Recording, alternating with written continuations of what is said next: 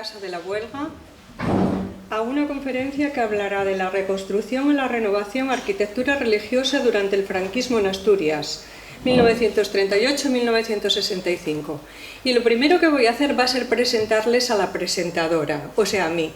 No soy Amalia Llaneza, no, soy Amelia Llaneza. Y se lo digo no por nada, sino porque incluso gente que me conoce de toda la vida me preguntó, ¿tú qué eres, Amalia o Amelia? Y yo les digo, Amelia, para que vean la fuerza de la palabra escrita. Y ya sin más, voy a presentarles a Noelia Fernández García, que es investigadora y docente, doctora en Historia del Arte, especializada en innovación educativa. Noelia ya estuvo con nosotros el año pasado, concretamente el 12 de marzo de 2021. En aquella ocasión también la presentó Pilar García Cuetos, catedrática de Historia del Arte en la Universidad de Oviedo y actualmente vicerrectora de Extensión Universitaria, y que también pronunció una conferencia. La última que pronunció fue el 22 de abril de 2022, presentando su libro sobre el prerrománico asturiano entre 1844 y 1936. En aquella ocasión, Pilar presentó con muchísima emoción a su alumna Noelia. Habló del magisterio, de ella, vamos, de los maestros, de los discípulos, y ella dijo que en aquel momento a Noelia le finalizaba el contrato en el mes de marzo, me parece, o una cosa así. Mayo, en el mes de mayo. Señaló la conveniencia de que Noelia fuese el relevo en la Universidad de Oviedo y el problema de la investigación en España. Además hablaba del doble problema, el problema de la investigación en España, y no solamente ahí, sino la doble invisibilidad de los investigadores y de los investigadores en humanidades. Ahora vemos que, bueno, por lo menos el problema que teníamos de la continuidad de Noelia, pues está solucionado. Tenemos a Noelia dando clase en la Universidad de Oviedo. El resto me imagino que pasó muy poco tiempo para que se solucione. Pero bueno, esperemos que ocurra como en el caso de Noelia. Ya sin más, le cedo la palabra a Pilar García Cuetos. Tenemos está. Funciona. Bueno, si no, acostumbrada a las clases. Voy a apagar para que no acople. La mesa está doblemente inclinada. Bueno, ya está. Sí. Es el suelo. Debe de tener ahí una desviación. Bueno, muchísimas gracias, Amelia. Sí que es cierto que me has brindado, me has dejado el guante y habrá que recogerlo. No podemos no recogerlo. Bueno, buenas tardes, muchas gracias. Muchas gracias a Cauce del Nalón por permitirme estar aquí, por invitarme a estar aquí y a presentar una vez más a Noelia. Y bueno, también hay que recordar que estamos en una casa en la que mantenemos un acuerdo con la Universidad de Oviedo, el Ayuntamiento y Cauce del Nalón, que nos permite mantener este tipo de actividades que seguiremos obviamente manteniendo. A mí me toca presentar a Noelia. Noelia, que tiene un currículum breve pero intenso, como se puede decir. Realmente es doctora en Historia del Arte, ha disfrutado de una beca predoctoral de nuestro programa autonómico de ayudas a la formación del personal en investigación, Severo Ochoa, y también disfrutó de un periodo postdoctoral. Completó su formación en universidades extranjeras, en la de Chieti Pescara y en la Sapienza en Roma, y también en el ICRON, que es un instituto que depende de la UNESCO, es el centro más importante de formación de de profesionales relacionados con el patrimonio. Noelia ha publicado una serie de trabajos ya, aparte de este libro, que es una parte de su tesis doctoral. Hay otra parte que se publicará y se publicará fuera de Asturias porque analiza las relaciones entre esta arquitectura que ella ha estudiado en Asturias y el ámbito internacional, con sus colaboraciones con universidades inglesas o de Reino Unido, perdón, no son inglesas, son de Reino Unido, y su colaboración y su conocimiento con la realidad, por ejemplo, de otros países como Alemania, va a publicar un libro muy interesante sobre esa relación entre nuestra arquitectura más próxima y ese ámbito internacional. Aparte de todo, de estas publicaciones, Noelia tiene un gran compromiso con la docencia. Es cierto que está especializada en innovación docente y recientemente hemos quedado las terceras con un proyecto de innovación docente en la Universidad de Oviedo. Ha participado en jornadas nacionales e internacionales de innovación docente, que es también muy importante, que supone una renovación de la enseñanza en la universidad. Y también, y esto es importante, está comenzando a colaborar en labores de tutela de trabajos final de grado, de trabajos final de máster, y espero que muy pronto tome ya plenamente el testigo y colabore en tutela de tesis. Eso ya es inminente para completar ese recorrido que tenemos que hacer. Con todo esto quiero decir que Noelia Fernández García, que por próxima puede no valorarse lo suficiente, ella me decía, ¿cómo impone? Claro que impone. Aquí impone muchísimo. Impone más aquí que en la Sapienza, por lo menos a mí. Y la entiendo, porque en casa impone mucho. Porque además también esa doble visión que tienen en este momento, que es la visión de una persona que se conoce habitualmente y una persona que ahora se presenta aquí de forma diferente como miembro de la universidad, pues impone bastante, como romper esa especie de dualidad que tenemos. Noelia no tiene plaza en este momento, no está nada claro. La universidad está en un momento complicado y además Noelia pertenece a la generación que más ha sufrido en este país, que es la generación que ha sufrido la crisis de 2008 y esta. Es la generación a la que no hemos sabido dar respuesta. La generación donde muchas personas, aquí afortunadamente tenemos a TT que ha encontrado también su espacio, pero es la generación a la que hemos dejado tirada y es la generación que nos recuerda a día de hoy a las generaciones precedentes que no hemos sido tan estupendos y que no lo hemos hecho todo tan bien.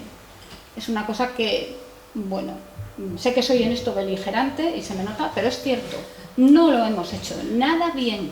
Si todo hubiera sido tan perfecto, esta generación no estaría pasando por lo que está pasando, especialmente esta.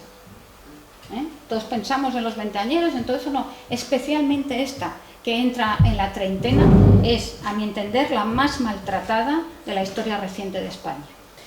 Y Noelia ha llegado hasta aquí con trabajo, compromiso y lealtad, que son las características de una universitaria. Y ha tenido que añadir un esfuerzo más, porque, como dijo Amelia, los investigadores en humanidades somos doblemente invisibles. Nadie nos reconoce el rango de científicos o científicas. Y si encima somos mujeres, todavía se nos reconoce menos. Hacemos una cosa tan mona, tan propia de mujeres, que no tiene ningún mérito, ¿verdad?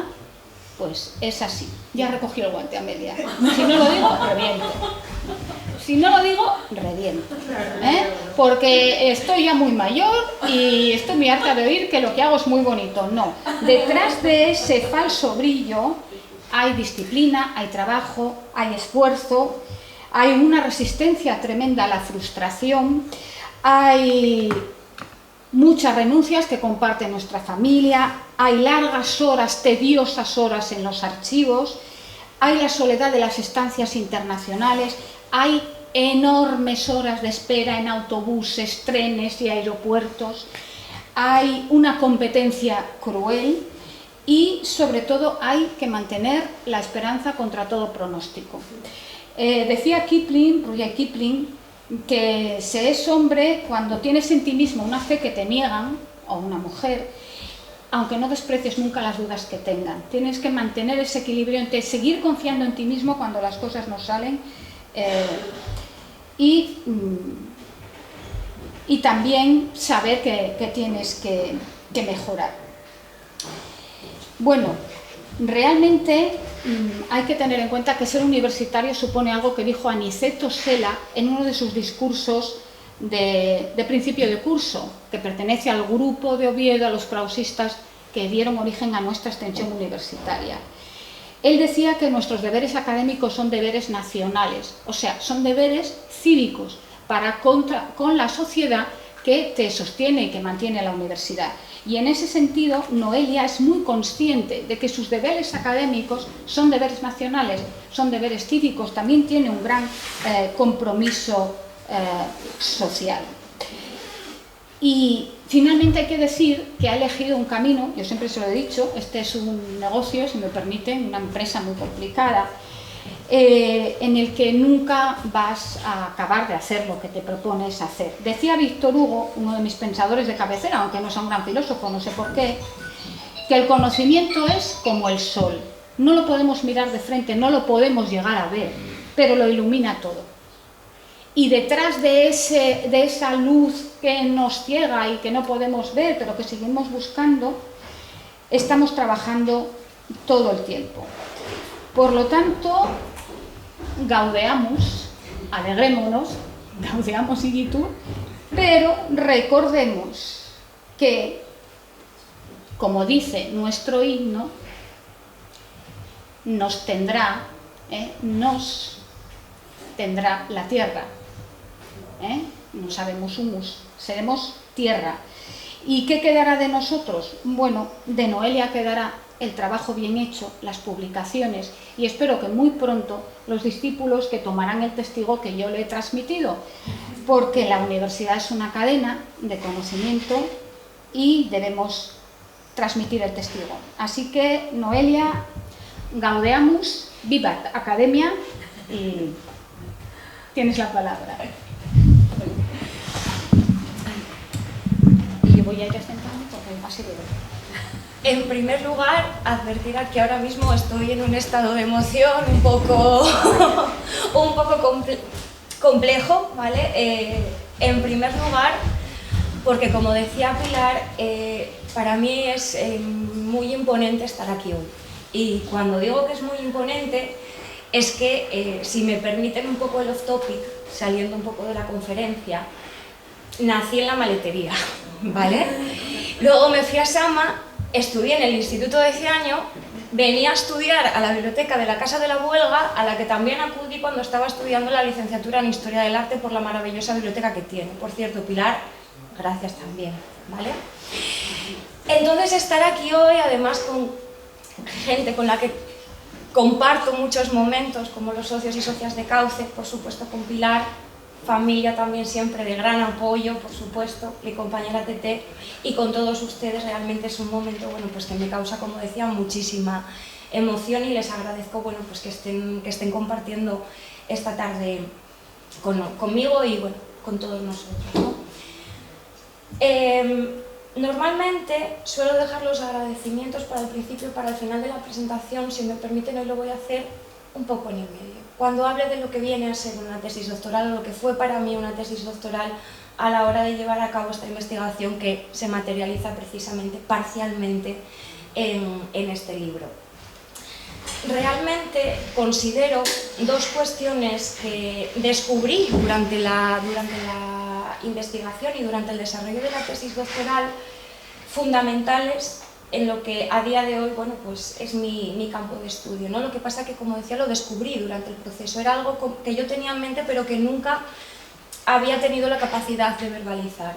En este sentido, cito a Gustavo Giovannoni, uno de los grandes teóricos de la conservación y la restauración del patrimonio, y en concreto cito su idea de monumento en 1931, cuando decía que en la concepción moderna ya no es solo la obra arquitectónica grandiosa, la que marca una piedra angular de la historia de la arquitectura y de la civilización, sino que es cualquier construcción del pasado, incluso modesta, perteneciente al Estado, a organismos públicos o a particulares que tenga valor artístico e histórico. Esto lo decía en el 31, sin embargo esos valores fuimos ampliando, ¿no? Fuimos atribuyendo más valores en muchas ocasiones a los monumentos.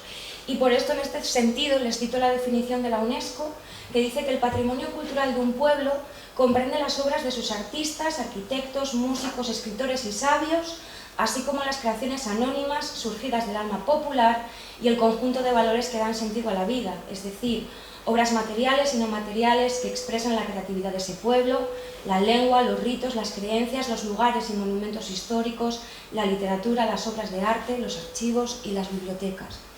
Y les decía que descubrí, vamos a decir, mientras me fui formando estas cuestiones, porque para mí el trabajo que supuso la tesis doctoral fue también un proceso de autodescubrimiento. Porque muchas de las iglesias parroquiales que se incluyen en esta obra son precisamente también de esta cuenca, son de la cuenca del Nalón. Porque uno de los primeros pensamientos que yo tuve, ¿sabes?, de pequeña era por qué las iglesias de la cuenca son como son, porque eran diferentes. Yo, claro, como les decía, nací a 15 años, me bauticé aquí precisamente, luego me fui a Sama, otra iglesia también neogótica, luego conocí la de la Felguera, claro, vas a algún acto, vamos a decir, a Sotrondio, a Blimea, a La Viana, y cuando vas a Oviedo, dices tú, ostras, lo que hay allí, que poco tiene que ver, por ejemplo, con la catedral. Y entonces yo, desde pequeña, pues me lo preguntaba, ¿no?, que por qué eran tan diferentes. Incluso, y este fue el título de una conferencia que vi en el instituto de aquí, de la Quintana, de Ciaño, esa pregunta quizás tan constante de ¿por qué son tan feas? O sea, todo el mundo dice, las iglesias de la cuenca es que son feísimas, no tienen nada que ver, pues eso, con la catedral, con el prerrománico, ni nada. Y yo seguía con eso, ¿y por qué son así? Tuve la suerte, grandísima suerte, de poder hacer una memoria final de licenciatura, lo que se conoce como tesina, y digo suerte porque cuando acudí a hablar con María Pilar García Cuetos, precisamente en aquel momento estaban desarrollando un proyecto de investigación sobre los monumentos, bueno, sobre la tutela, vamos a decir, restauraciones, reconstrucciones, etcétera, de los monumentos del franquismo en España. Y me propuso precisamente, bueno, pues abordar esas iglesias más cercanas, ¿no?, y que a mí me causaban tanta curiosidad precisamente, bueno, pues porque se enmarcaban, ¿no?, en esa línea de investigación. Y de ahí fue donde salió la reconstrucción de la arquitectura religiosa en Asturias tras la Guerra Civil, los casos de San Pedro de la Felguera, San Andrés del Entrego y San Martín de Sotrondio, que además fue galardonada con el Premio Extraordinario de Memoria Final de Licenciatura. Por lo tanto, veíamos que este tema sí tenía interés, tenía relevancia, y entonces en ese momento, bueno, pues decidimos indagar, profundizar un poco más en la situación de la arquitectura religiosa en Asturias y, bueno, ver cómo se había desarrollado después de la Guerra Civil su tutela, sus restauraciones, sus reconstrucciones o incluso las iglesias de nueva planta, cómo se había decidido empezar a construir. He de decir también que, como decía Pilar, este es un proceso bastante complejo, el de investigación, quiero decir, no únicamente el de desarrollo de la tesis, y en su momento decidimos circunscribir el marco geográfico Asturias porque, digamos que la financiación en aquel momento para salir del marco geográfico regional no estaba del todo clara, porque también en investigación, o para investigar, una de las cuestiones que tienen en cuenta para contratarte es tu nota de expediente. Bueno, pues en mi caso era un notable. El primer contrato que solicité no lo obtuve. Sin embargo, esa, vamos a decir, capacidad o intento al menos de soportar la frustración, bueno, pues permitió que en la convocatoria siguiente sí se pudiese obtener y llevar a cabo precisamente todo este trabajo que culmina con este libro. Bien, en cuanto a la tesis doctoral, quizás pueda ser hasta cierto punto para el público general esa gran desconocida, ¿no? Hablamos de una tesis doctoral, pero ¿qué estamos haciendo? Estamos estudiando, estamos trabajando, bueno, realmente ser es un trabajo, ¿vale? Como decía Pilar, requiere bastante, por no decir mucha disciplina, organización, mucho esfuerzo en lo profesional y en lo personal también. Eso es cierto, dejamos muchas cosas a un lado por precisamente dedicarnos a esto. Y por eso les traigo esta cita de Humberto Eco, de su obra Cómo se hace una tesis, técnicas y procedimientos de investigación, estudio y escritura, en la que dice que es un trabajo mecanografiado de una extensión media que varía entre 100 y las 400 páginas, en el cual el estudiante trata un problema referente a los estudios en que quiere doctorarse. Les puedo prometer que una tesis doctoral a día de hoy va muchísimo más allá de esta definición. Los 5 años, vamos a decir, que yo le dediqué a la tesis doctoral fueron mucho más allá que ese trabajo mecanografiado en todos esos aspectos, ¿de acuerdo? Tanto en lo que viene siendo un trabajo en sí mismo como en lo personal, porque las tengo aquí además, tuve la suerte de contar con personas que me animaron, que no me abandonaron y que me auparon también en su momento, y eso es algo muy de agradecer, porque es un proceso, como digo, muy arduo. De esa manera, como les decía, entre 2014 y 2019, bajo la dirección de Pilar García Cuetos, entré en el programa de doctorado de Historia del Arte. En 2016 conseguí esa financiación que les decía es tan necesaria. ¿Por qué? Porque exige este trabajo de desplazamiento para trabajar en archivos de referencia, en mi caso el Archivo General de la Administración en Alcalá de Henares. Mucha de la documentación no está en Asturias, de hecho está allí. Estancias de investigación, como comentaba antes Pilar, buscando precisamente esa internacionalización, queriendo saber si realmente nuestra arquitectura religiosa estaba tan aislada de lo que pasaba en el resto de Europa o no, y por supuesto también el trabajo de campo. Les puedo decir que tuve suerte en su momento cuando lo desarrollé, que no nos encontrábamos en un contexto económico en cuanto a combustibles como estamos a día de hoy, porque si no, realmente la financiación habría sido, vamos, increíble, teniendo en cuenta que me recorrí más del 70% de los concejos de Asturias, o sea, fueron muchos kilómetros, son muchos kilómetros a las espaldas. Como les decía, trabajo de archivo en Alcalá de Henares, también aquí en Asturias, en el archivo histórico, porque es el que cuenta con el fondo del Colegio Oficial de Arquitectos de Asturias, que en algunos casos también nos ha sido de gran importancia para el trabajo.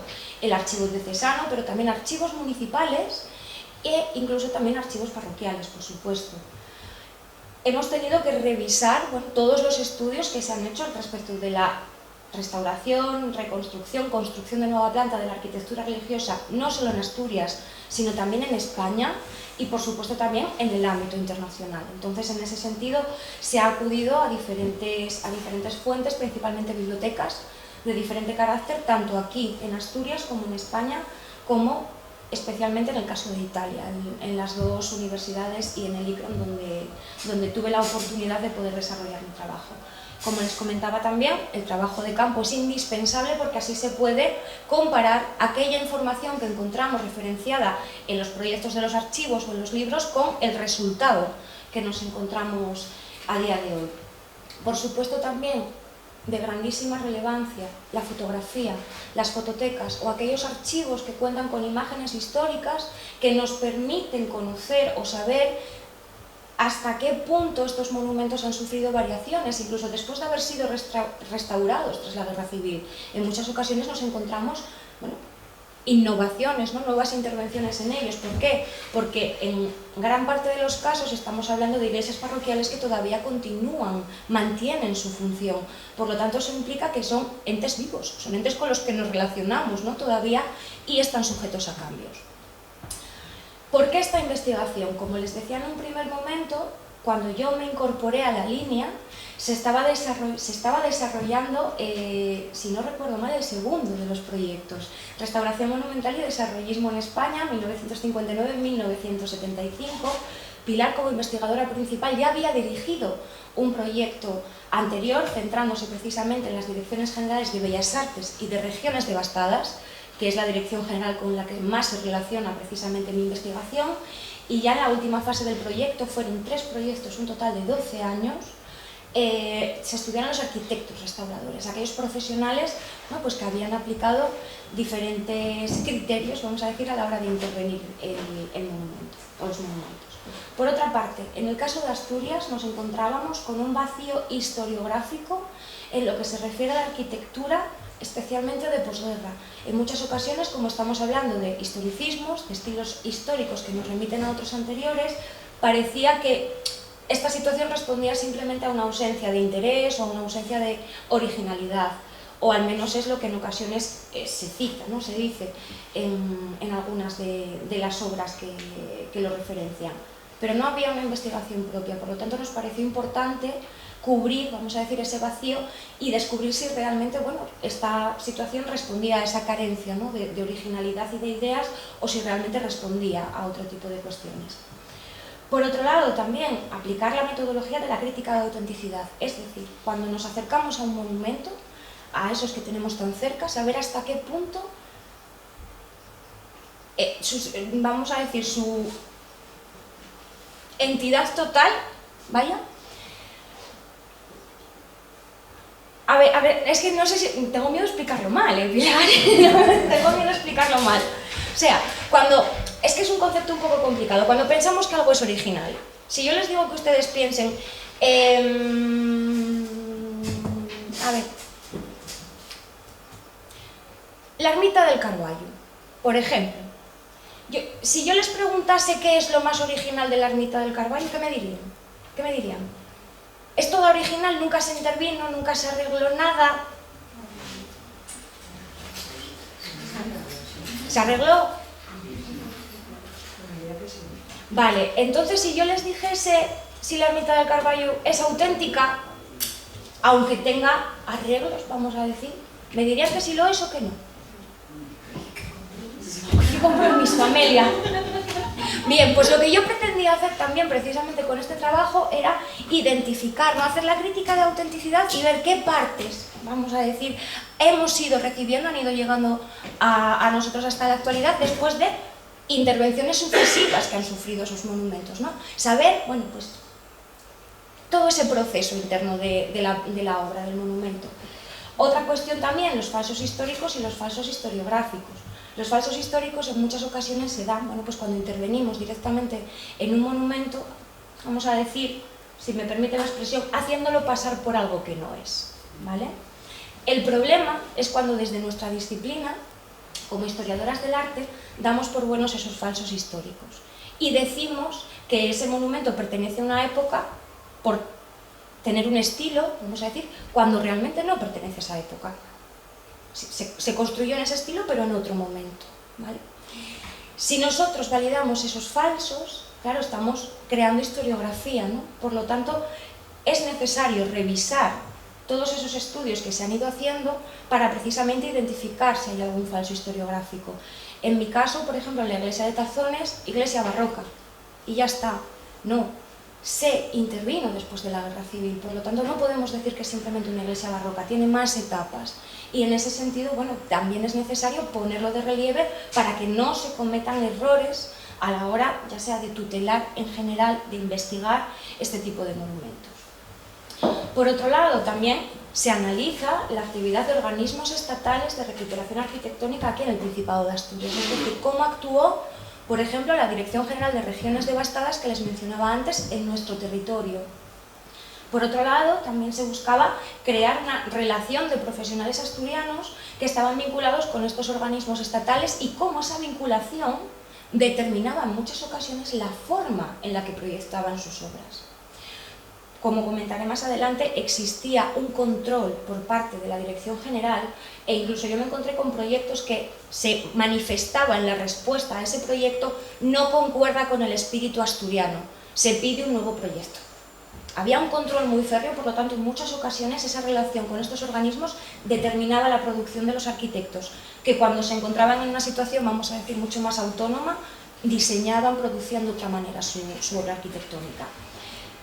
Y, por supuesto, también hacer una revisión de la arquitectura religiosa asturiana, como les decía, esa crítica de autenticidad, esa inclusión de la arquitectura de reconstrucción en nuestra historiografía, dándole esa dimensión más nacional e internacional. Hablar, por supuesto, también de la memoria incómoda. Soy consciente de que estamos hablando de franquismo. Por supuesto que existen muchas controversias, pero en este sentido lo que hemos hecho ha sido acudir a las fuentes fehacientes que nos pueden permitir articular este discurso. Aunque esta memoria sea incómoda, también hemos de ser conscientes de que forma parte de nuestra historia. Hasta cierto punto también determina nuestra actualidad, incluso nuestra identidad actual. Yo le he dado muchas vueltas a este sentido, por ejemplo, con el caso de Asturias, pero bueno, eso ya sería otra cuestión, pero es algo que debe ser tratado. Y como digo, no por pertenecer a un periodo histórico concreto y específico, como pasa en este caso, tenemos que minusvalorarlo.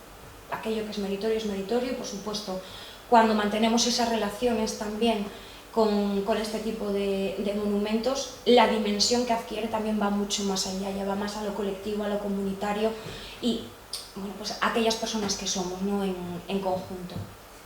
Poner en valor precisamente la arquitectura religiosa asturiana y especialmente la contemporánea, que parece que en ocasiones la tenemos dejada a un lado, ¿no? Y nos acordamos especialmente de la Edad Media en nuestro caso. Bueno, pues también contamos con arquitectura contemporánea muy relevante en nuestra región. Y por supuesto también ofrecer un conocimiento que propicie una adecuada tutela patrimonial. Lo primero que tenemos que hacer para poder conservar, proteger y en un futuro transmitir nuestro patrimonio es conocerlo. Y para conocerlo tenemos que investigarlo.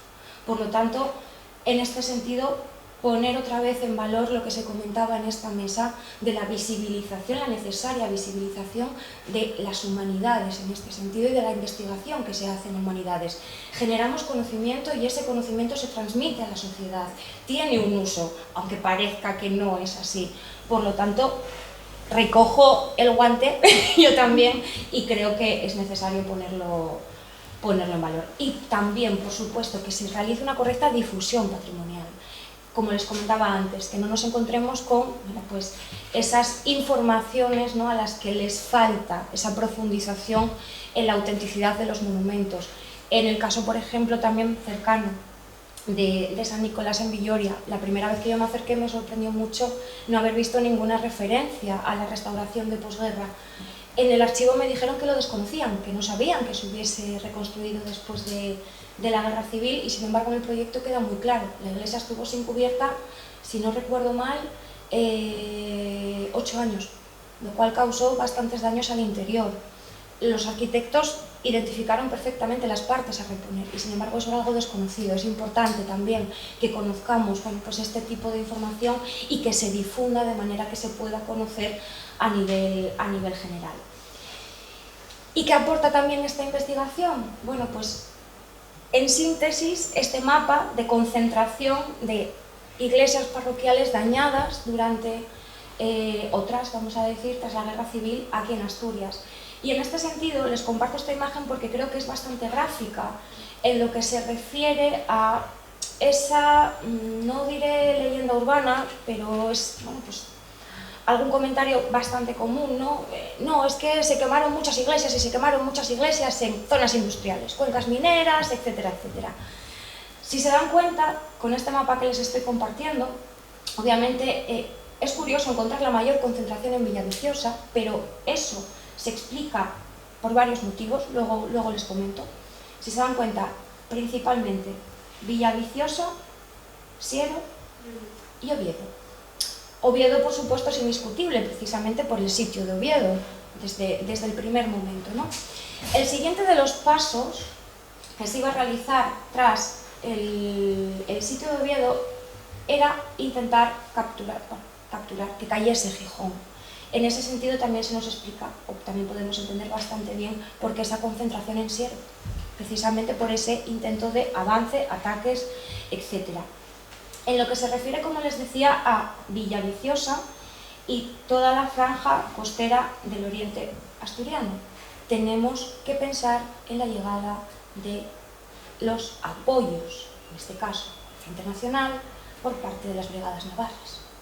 Y en lo que se refiere, especialmente, por ejemplo, al caso de Grado, tenemos que pensar también en la ayuda que llega de Galicia para romper el cerco de Oviedo. Por lo tanto, y si se dan cuenta, como pueden ver, también quizás por cercanía, bueno, pues nos encontramos Langreo, pero si ven ya San Martín del Rey Aurelio, La Viana, Mieres, Lena, Ayer, no tienen tanta concentración. Por lo tanto, ese argumento de zonas mineras, cuencas mineras, zonas industriales, etcétera, no se sustentaría ateniéndonos, vamos a decir, a la actividad de la Dirección General de Regiones Devastadas a la hora de reconstruir y de intervenir aquí en Asturias. Por otro lado, y en este mismo sentido, Concejos intervenidos o que cuentan con iglesias parroquiales intervenidas en Asturias, el 69%.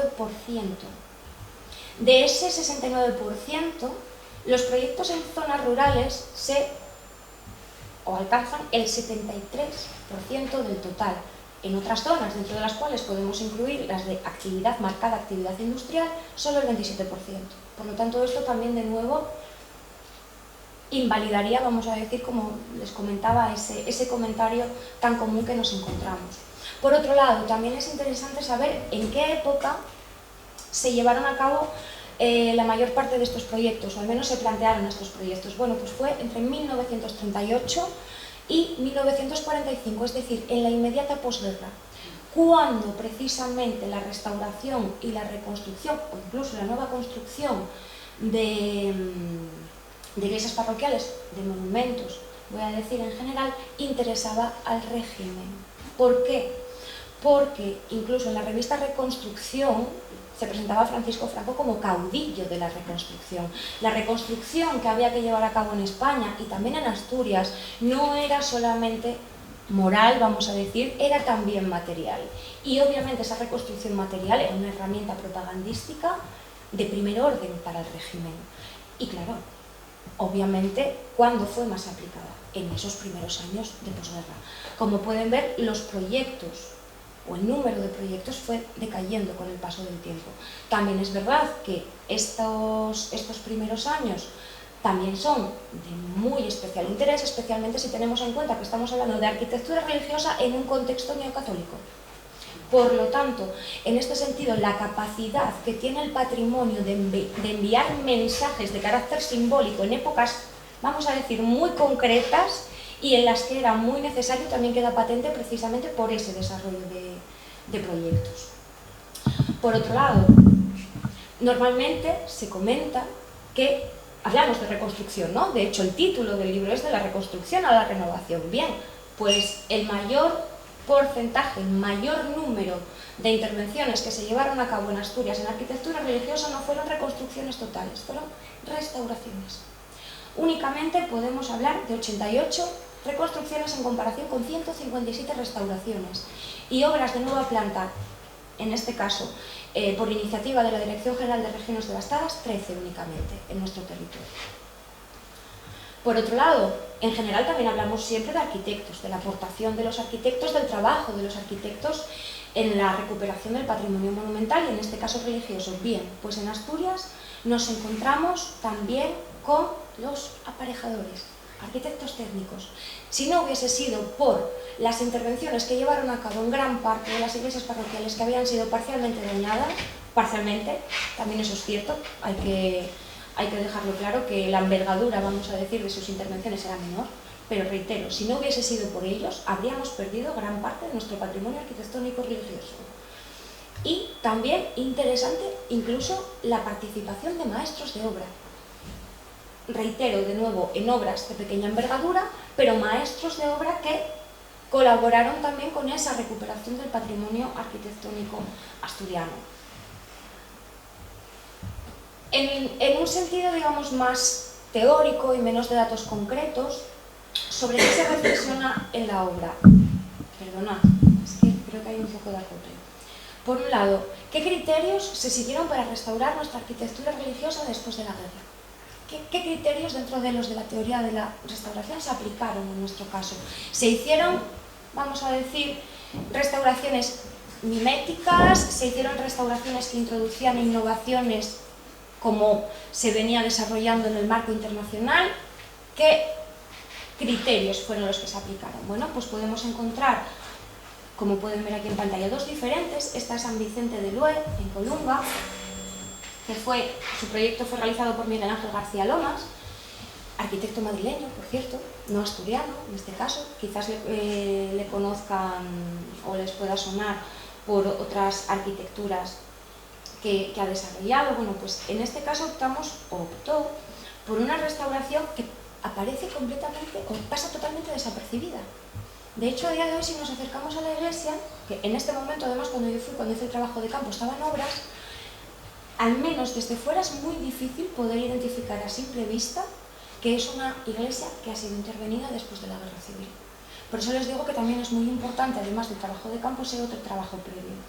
En el caso de San Nicolás de Villoria, como les decía antes, sí que se puede percibir en el exterior, por ejemplo, lo que viene siendo el pórtico, sus pilares de hormigón, que fue intervenida, que no se corresponden con los elementos que aparecen en el proyecto antes de la intervención, y podemos identificar la introducción de ese nuevo material como se dictaba en las teorías de la restauración ya de los años 30, especialmente en las italianas, por eso también el interés en acudir a Italia y saber cómo se trabajaba. Aquí les comparto también imágenes, no sé si la conocen, la abadía de San Juan de Cenero en Gijón. Esta es su imagen actual. Esta era su imagen antes de ser incendiada en la Guerra Civil en 1936, momento en el que precisamente perdió el acceso, y este fue uno de los primeros propuestas, porque no era un proyecto, era un boceto que se hizo para recuperar esta iglesia. Como pueden ver, poco o nada tiene que ver. Poco o nada tiene que ver. He de decirles que en un primer momento la propuesta del arquitecto, que era Gabriel de la Torriente Rivas, era simplemente recuperar el templo románico, sin añadidos posteriores. Es decir, eliminando este pórtico que pueden ver incluso a día de hoy y dejando vista la portada románica del templo. De hecho, el pórtico no aparece en el proyecto. Si yo no hubiese ido a la abadía de San Juan de Cenero, no me habría encontrado con esto. Hablando con el párroco, que además también tiene bastantes inquietudes a este respecto, me comentó que el pórtico se construyó a posteriori por los problemas que había para dar cobijo a los feligreses, especialmente en los días de Nordeste. Entonces, hubo un proyecto, es cierto, pero hubo que modificarlo por cuestiones, vamos a decir, de carácter funcional, ¿no? Entonces, esto pasa. De acuerdo, el arquitecto tenía ese interés de recuperar la portada románica, ponerla en valor, etcétera, pero funcionalmente se necesitaba un elemento que diese cobijo a la feligresía, y es por eso por lo que nos encontramos ese pórtico. Como les estaba comentando, claro, el trabajo precisamente en Italia, eminentemente en Italia, me permitió, ¿no?, poder conocer, bueno, pues qué se estaba haciendo allí y qué se estaba haciendo aquí. En su caso, después de la Segunda Guerra Mundial, un conflicto también de una envergadura importante, y en nuestro caso, tras la Guerra Civil. ¿Era importante saberlo? Sí, estamos hablando de que Italia es la cuna de la restauración científica, de la restauración moderna. Bien, pues he de decirles que en momentos de crisis, esto dicho por una profesora, Clara Verazzo, a veces se respetaban los criterios, a veces no se respetaba, dependía de la situación. Bueno, pues en Italia sucedía eso y en Asturias también sucedía eso, ¿no? La situación realmente no era tan diferente ni muchísimo menos. Y como no, bueno, pues precisamente como les decía, esa importancia también de la imagen, ¿no? Bien, yo lo primero que conocí fue esta iglesia, esta imagen. No sabía exactamente de dónde venía. Te podías hacer una idea, ¿no? Bien, pues queda muy claro en el proyecto de la iglesia de Santiago Apóstol que la idea de Francisco Somolinos, que era el arquitecto municipal de Langreo por aquel entonces y el encargado de la reconstrucción, en este caso sí, total, de la iglesia, la idea de que la feligresía no se olvidase el templo precedente que se había construido y que se había destruido, y a la vez incluir elementos que referenciasen uno de los grandes hitos arquitectónicos de Asturias. Queda, les digo, de verdad, taxativamente claro. Y si ven aquí estas tres imágenes, creo que es indiscutible.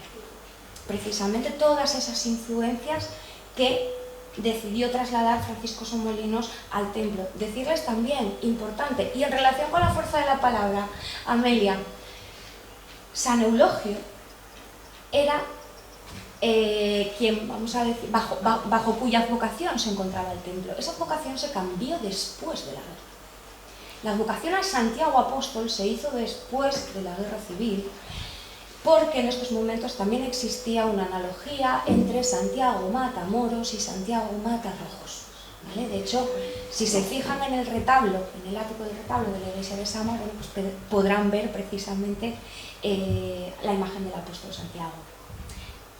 La iglesia de la Felguera, otra que en general no suele gustar. Bueno, pues la iglesia de la Felguera muestra perfectamente, por un lado, esos historicismos que eran considerados como relevantes o más relevantes,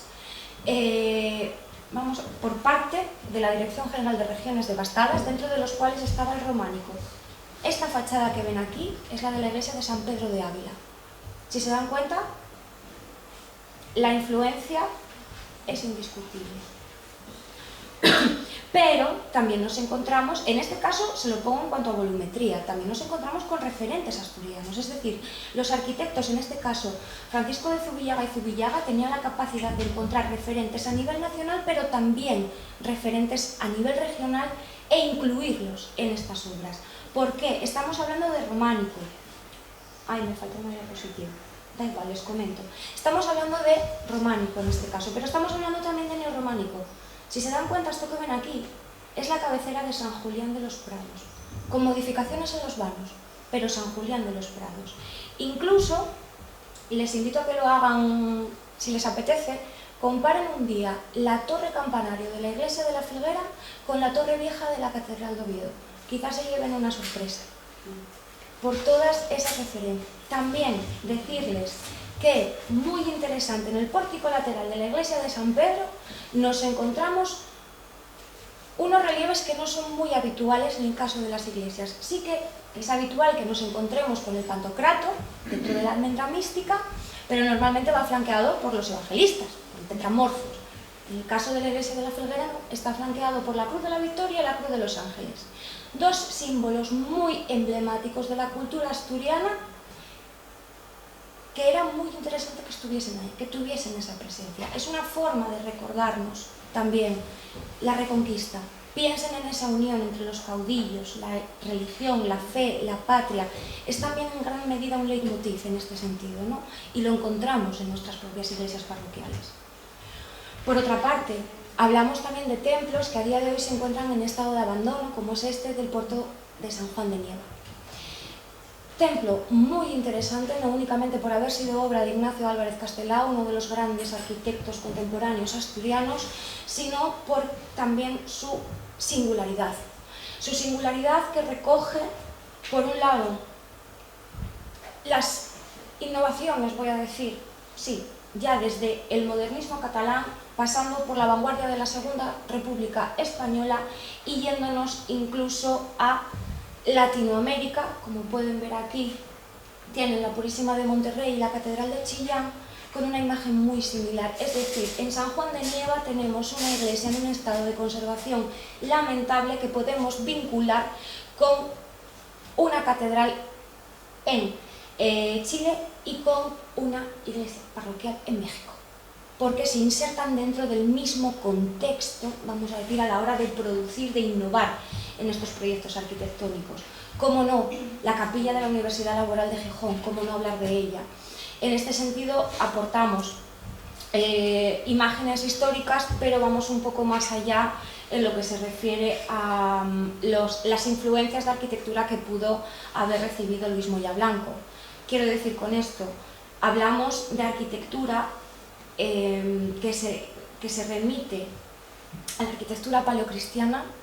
Estamos hablando también de la influencia, para mí, creo que Pilar también coincide, indiscutible de Santa Sofía, el conocimiento que tenía también de Santa Sofía, también influencia del barroco, de San Carlino alle Quattro Fontane, también podemos encontrarlo aquí.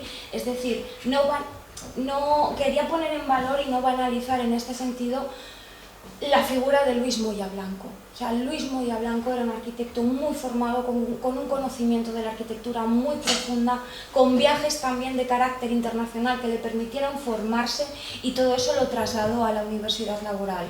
En este sentido, lo que me gustaría hacer es, como les decía antes, no caigamos, bueno, pues en la minusvaloración de ciertos monumentos porque pertenezcan a un momento que nos pueda situar, o sea, que pueda sernos incómodo, o únicamente dejarlo ahí, no ir más allá, no profundizar en ello, porque realmente merece muchísimo la pena.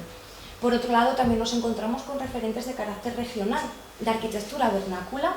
Esta iglesia que ven aquí es la iglesia parroquial de Santa Bárbara de Llaranes, poblado, construido por iniciativa de Ensidesa, cerca de Avilés, y les comparto, este fue el primer proyecto que, como pueden ver, tenía como remate de la torre un hórreo.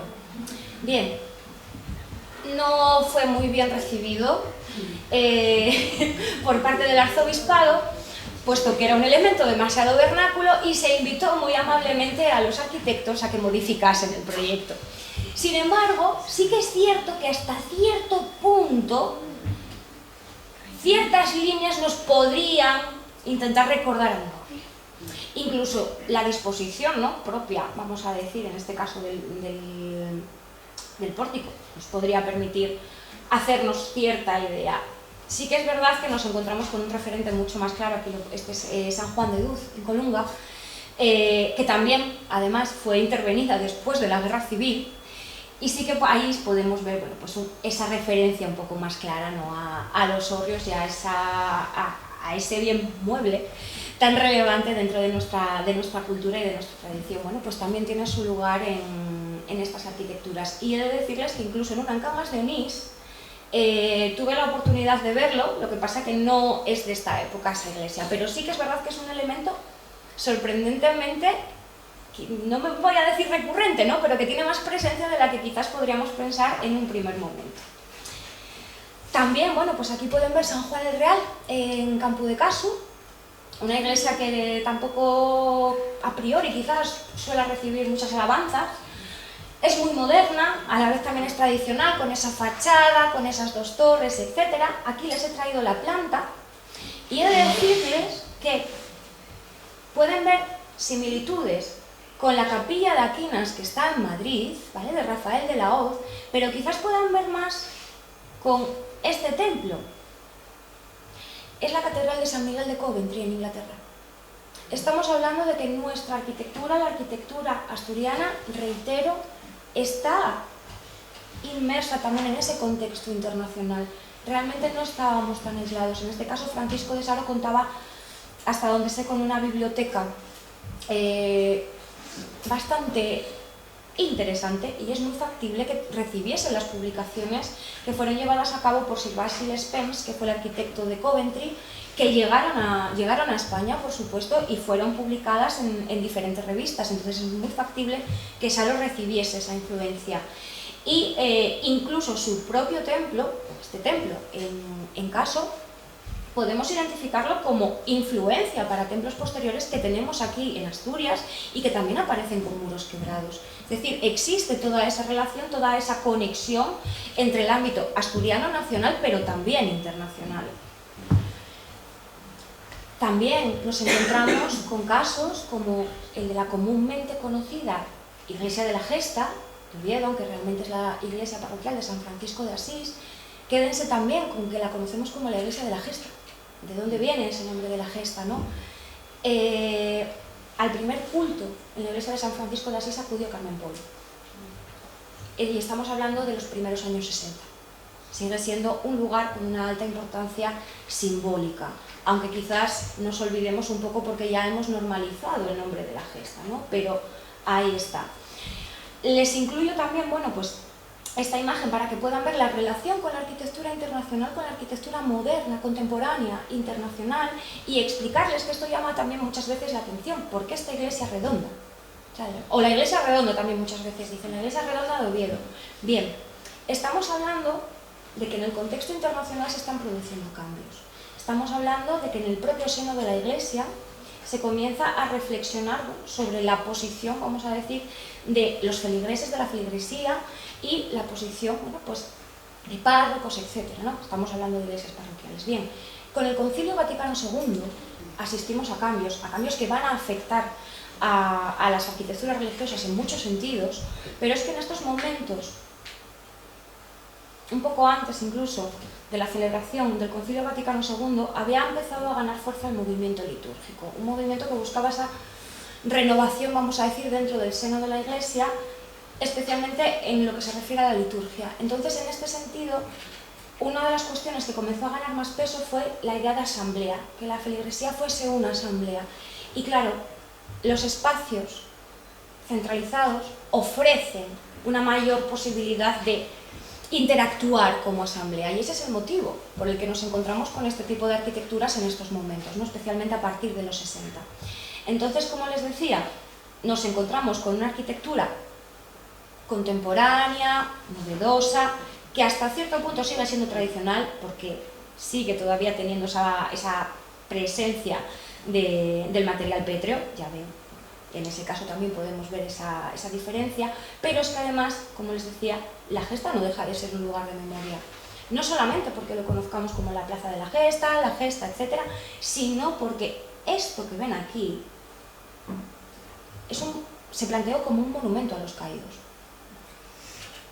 ¿Vale?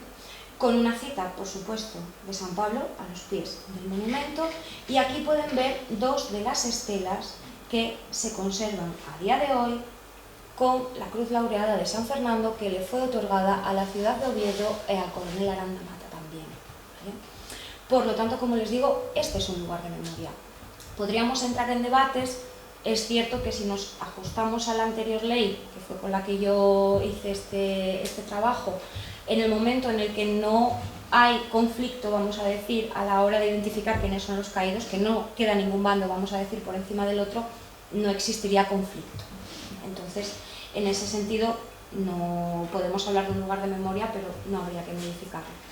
Y por supuesto también, bueno, pues hablar ya de uno de los arquitectos quizás más conocidos a nivel nacional, como era Fray Francisco Coello de Portugal, arquitecto autor de la Virgen del Camino en León, que nos brindó y nos dejó este maravilloso colegio con su capilla en el distrito langreano de La Felguera, que a día de hoy, bueno, pues no sabemos qué va a suceder con ello, la protección es la que es, bueno, iremos viendo con el tiempo qué es lo que se puede hacer y si se puede hacer algo. Yo tengo la esperanza de que sí se pueda hacer algo y se pueda tutelar y conservar de una forma adecuada, especialmente teniendo en cuenta el valor, ¿no? que nos presenta no únicamente el Langreo, no únicamente en Asturias, sino, como les decía, a un nivel muchísimo más amplio.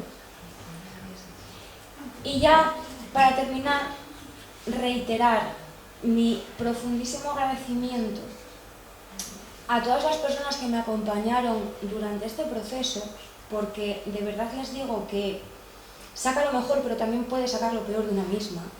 Es muy difícil, es muy complicado, y cuando no cuentas con un sostén, con una red que realmente te hace seguir adelante y te hace poner por delante de todo esa ilusión y esa esperanza que tienes, en muchas ocasiones, y desgraciadamente no es posible poder culminar esos proyectos, ¿no? O estos proyectos. Como les decía, yo tuve la fortuna de tener a gente a mi alrededor, no todo el mundo puede estar hoy aquí por diferentes cuestiones, principalmente laborales, pero no quería dejar pasar la oportunidad de, como decía, agradecer todo el apoyo, toda la constancia, toda la ayuda, todos los buenos momentos o incluso también los malos, porque de ellos aprende. Así que, sin más, no sé si me he extendido mucho, pero perdónenme en ese caso, darles las gracias también por estar hoy aquí, porque este momento no deja de ser también uno de esos puntos quizás a los que aspiras cuando empiezas con esto, ¿no? Poder contar a tu gente, a la gente de tu entorno, bueno, qué es lo que has estado haciendo y también, ¿no?, qué es lo que tienen a su alrededor, e invitarles a que lo conozcan. Así que muchísimas gracias.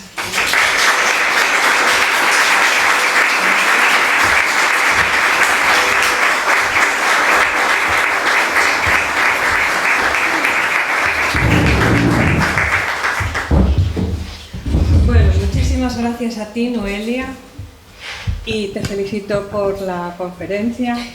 Sé que detrás hay un trabajo terrible, pero bueno, ya está hecho. Y ahora, si ustedes tienen alguna pregunta que hacer a la ponente, alguna cosa que quieran comentar.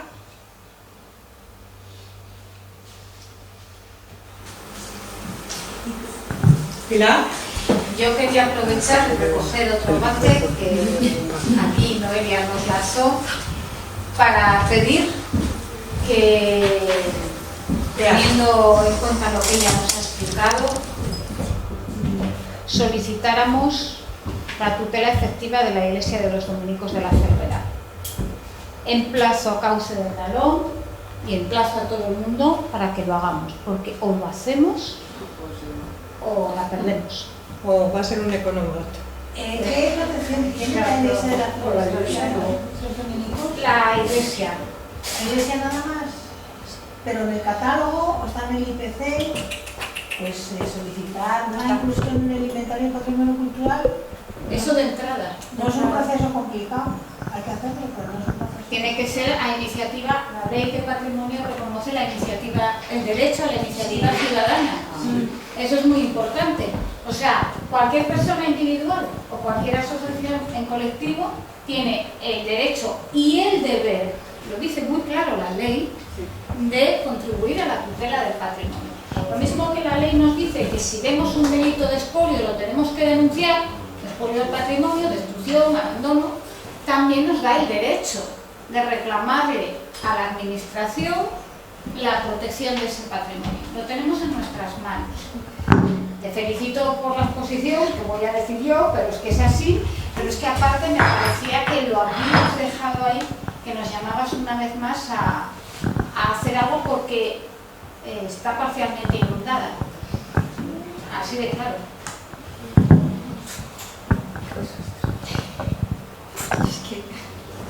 Es que poco más puedo añadir. Pues es importante, porque una vez que el expediente se incoa de oficio, lo hace la administración, pero la petición puede ser de parte. Y una vez que está incoado el expediente, Ya que se tiene- publica en el BOPA, tiene una protección integral. Sí. Y ya, Luego ya se resolverá en su momento, pero una vez que está incoado ya está protegida. Y cuanto antes mejor, no vaya a ser que nos pase una estación del Vasco o quién sabe cualquier cosa. sí. Entonces, yo ahí en ese sentido, por supuesto, por supuestísimo, vamos. Por supuestísimo que sí, para adelante con ello. Pues yo te agradezco que acabes con el mito de que la arquitectura religiosa de la cuenca es fea. Es que Te lo agradezco mucho. hay que ir un poco más allá, claro. Tenemos, de hecho, Juan Plazaola, no sé si conocen el concepto del horror vacui, del horror al vacío, de que muchas veces cuando vemos algo que está vacío, pues como que nos causa ansiedad y nos apetece llenarlo de cosas, ¿no? Pues Juan Plazaola, que precisamente trató la arquitectura religiosa contemporánea, hablaba del horror novi, del horror a lo nuevo, y que parece que cuando estamos hablando de arquitectura religiosa, repelemos la arquitectura religiosa más contemporánea porque nos parece que la arquitectura más tradicional o incluso la más antigua, por así decir, con ese criterio de antigüedad, es la que realmente representa, ¿no?, los valores religiosos. Pues no tiene por qué ser así, ni muchísimo menos. Detrás de la arquitectura contemporánea religiosa también hay una concepción, también hay una idea, una búsqueda de espiritualidad y también hay una liturgia. Por lo tanto, en ese sentido, quizás deberíamos quitarnos un poco, ¿no?, pues ese miedo a lo más nuevo. Y en lo que se refiere ya, pues eso, yo he dicho, viviendo en Sama, ¿no?, lo que se refiere ya a esos neos, no es, como decía antes, que hubiese una carencia de originalidad, ni muchísimo menos, sino que era una herramienta propagandística. A través de esa herramienta propagandística se transmitían esos mensajes que comentaba antes, ¿no?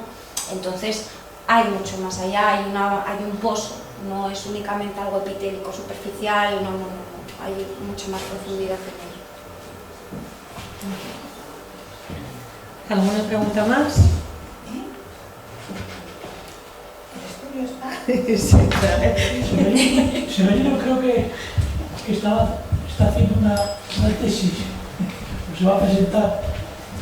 Me decía abajo que venía a escuchar aquí porque le podría aportar algunas cosas sobre las iglesias y...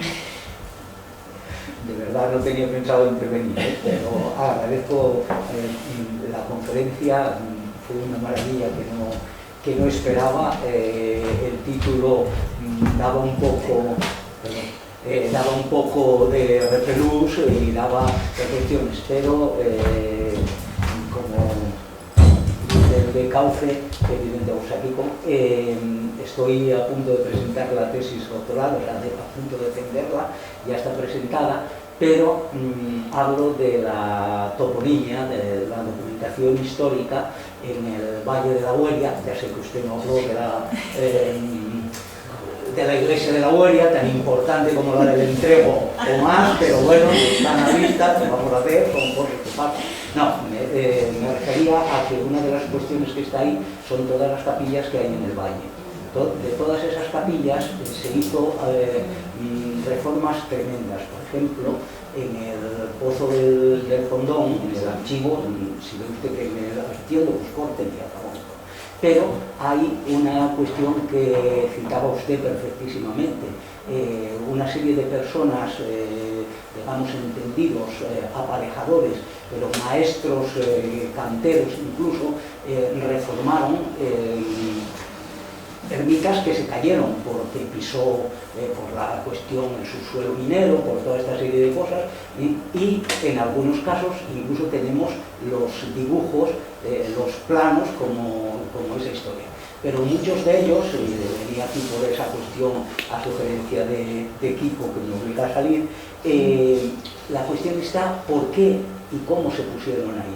Por ejemplo, en Carrocera hay una capilla, tenemos la escritura original, año 1634, el señor de Carrocera le dice quiero una capilla así, así, así, y le dice todas las dimensiones. Esa capilla no tenía entonces advocación, pasan los años, le van poniendo una serie de advocaciones distintas hasta que con motivo de la posguerra vienen los dominicos y dicen que a eso que se llamó Nuestra Señora del Rosario a imagen de la que había sido la de la Vuelta, del Entrego, le llaman también la Candelaria, pero misteriosamente aparece como Santo Domingo Guzmán y no aparece en ningún sitio. El ayuntamiento, con buena voluntad, pero hechos con gente que se dedicaba a trabajar en determinados talleres, reformaron todo aquello. Hay muchos elementos que se conservan, muchos, pero muchísimos que son totalmente nuevos, ¿no? Hombre, leeremos esa tesina sobre lo del Entrego, pero también lo anterior. Y agradezco profundísimamente, sobre todo, que nos haya abierto un espacio que no conocíamos. Muchas gracias, no quiero preguntar nada. No, gracias y gracias también por el comentario y la explicación sobre la tesis, porque suena interesantísimo, claro. Y por ejemplo, en mi caso, al hablar de iglesias parroquiales, es que, bueno, de hecho, el marco cronológico iba a ser más amplio. Vamos a llegar al 75. Pero la documentación de archivo era tan sumamente abrumadora que hubo que cortar y hubo que decidir, bueno, pues establecer, en un principio iba a ser el final de regiones devastadas, 1959-1960, después de los planes de estabilización, etc. Ampliamos al 65 precisamente por incluir también alguna de estas otras iglesias que estábamos comentando, como por ejemplo la de los dominicos. Pero, y claro, obviamente pensar en capillas ya sería... Si usted me está diciendo que está haciendo una tesis, pues imagínese, ¿no? Pero luego si quiere me cuento. Muchísimas gracias por la aportación. Déjeme ya que intervenga ya, es que esto no estaba previsto, ya lo veo. Pero tenemos que agradecer a una persona que estuvo muchos años, afortunadamente todavía vive, don Ángel, fue cura en la parroquia de Santo Toribio de Cocañín, pero también fue aquí en el Ciaño, hizo mucho por poner en valor el Carballo, también la zona del asilo, es una parte en la que trabajó mucho, y efectivamente en alguna ocasión que lo hemos hablado, decía, puse en manos competentes lo que hicieran, o sea, se excusaba un poco, pero es una buena idea.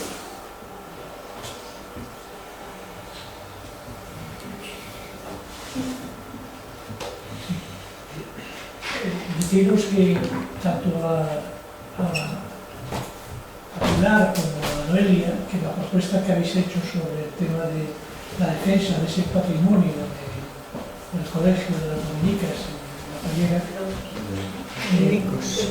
los dominicos en la Fallera, pues que desde el punto de vista de Cauce Nalón, que vamos a hacer ya 26 años, una de las cuestiones fundamentales siempre fue la defensa del patrimonio. Es decir, desde que se inició Cauce Nalón, sobre todo a partir de Aladino y de Pilar, y de Miguel Areces y de más gente que, por ejemplo, Rosario Alonso, que estuvo aquí en varias ocasiones, que es la, digamos, creo que es la fundadora de la Ley de Patrimonio, la que primero avanzó algunas ideas sobre la Ley de Patrimonio, esta mujer, y que estuvo aquí en varias ocasiones, pues efectivamente nos mostraba cómo era necesario siempre mantener y defender y promover lo que se pudiera hacer para mantener la identidad y el patrimonio. Entonces, en ese sentido, por nuestra parte no hay ningún tipo de problema para seguir en la misma línea que hicimos con Manalón, la Taona de Granda en su momento y demás sitios en el Valle de Nalón, que son varios, pero necesitamos evidentemente que el apoyo de los digamos, técnicos, que en este caso sois vosotras, y alguno más que hay por ahí. Entonces, vamos, por parte de Cauce Nalón no habría ningún tipo de problema de iniciar ese proceso a cultura, en este caso, que es quien corresponde, a quien corresponde llegar a esos escritos solicitando esa, digamos, preservación, ¿no?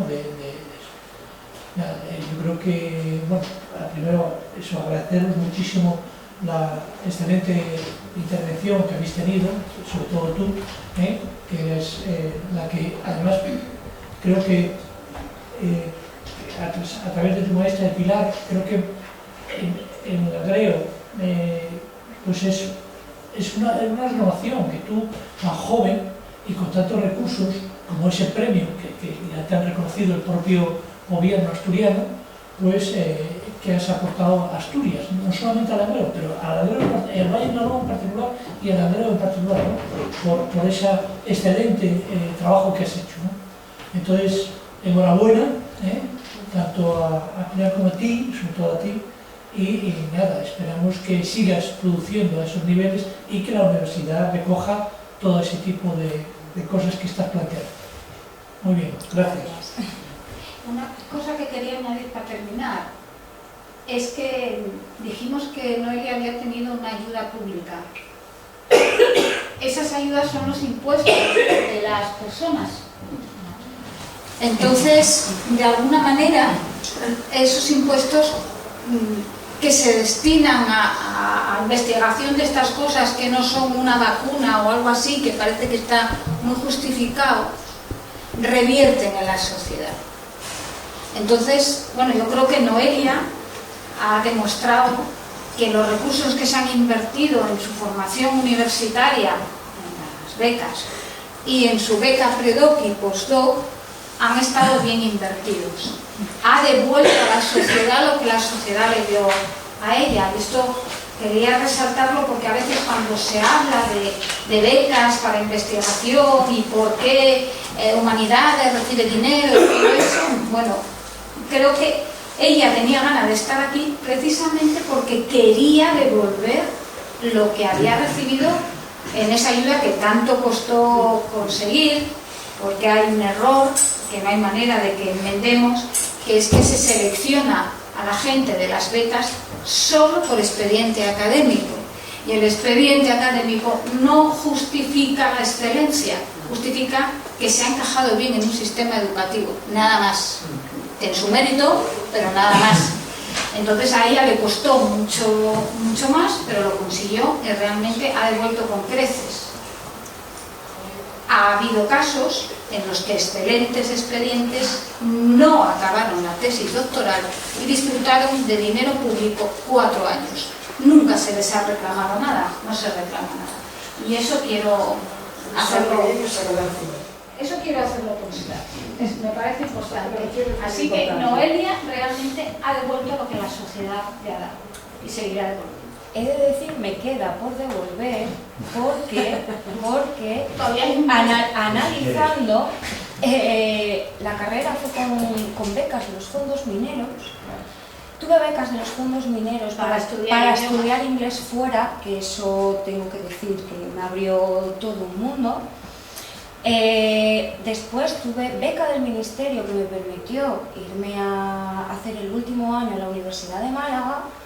Tuve beca para el máster también, y después tuve las que acabas de mencionar, la predoctoral y el periodo de orientación postdoctoral. Yo tengo muchísimo que devolver a la... Efectivamente, somos inversiones andantes, ¿no? Entonces, claro, la verdad que la responsabilidad, y a día de hoy, claro, estoy trabajando también en un organismo público, la responsabilidad es alta, es altísima. Entonces, en ese sentido, espero tener la oportunidad, si me lo permiten, de seguir devolviendo en los próximos años. Y a quienes dudaban de la utilidad de mandar a nuestros estudiantes a aprender idiomas, que tengan en cuenta que toda esta actividad que ha podido hacer, estancias después, predoc y postdoc, como decimos nosotros, doctorales, postdoctorales, fue porque tenía una base de idioma suficiente que había adquirido con una ayuda pública, porque una persona como ella jamás hubiera podido pagarse estancias en Inglaterra para mejorar sus idiomas. Todo tiene su explicación y es importante saberlo. ¿A dónde va nuestro dinero? No cómo va a tonterías, como decimos ahí. Bueno, pues si no hay ninguna otra pregunta, Kiko va a decirnos Lo que nos queda. exacto lo que se va a hacer la próxima semana. Que te hago la palabra, pero vamos a ver, después de este acto tan interesante e importante del patrimonio que Noelia nos acaba de hablar sobre la reconstrucción, de la reconstrucción a la renovación, sobre todo centrado en los temas de edificaciones religiosas, el próximo acto va a ser un tema central, que es el tema de la sanidad, ¿no? Que también es importantísimo después de haber pasado y estamos padeciendo la pandemia, y justamente el título es ese, la atención sanitaria después de la pandemia. Es decir, que, y para eso nos lo va a explicarlo desde el punto de vista de la máxima responsabilidad que hay en Asturias en este momento, desde el SESPA, Concepción Saavedra Riero, que es la directora gerente del SESPA. Va a estar aquí y va a estar acompañada por el gerente del área sanitaria nuestro, Bernabé Fernández González, y la presentación del acto va a ser también por otro profesional de la sanidad y también miembro de Cauce Nalón, Tácito Virgilio Suárez, y esto es el próximo acto 17 de junio. Acabamos los actos desde el punto de vista de hacer en la huelga los actos que venimos haciendo todos los viernes, pero el acto final de Cauce en la huelga hasta septiembre es el miércoles 22, que es el curso ese de iniciación a un curso de inglés. Inmersión. De inmersión en inglés que está dando la profesora Teresa Martín, que es una excelente profesora, y están encantados todos los que vienen y asisten al curso, porque tiene todos los detalles que se pueden tener, y además el té no puede faltar. Entonces, y galletitas,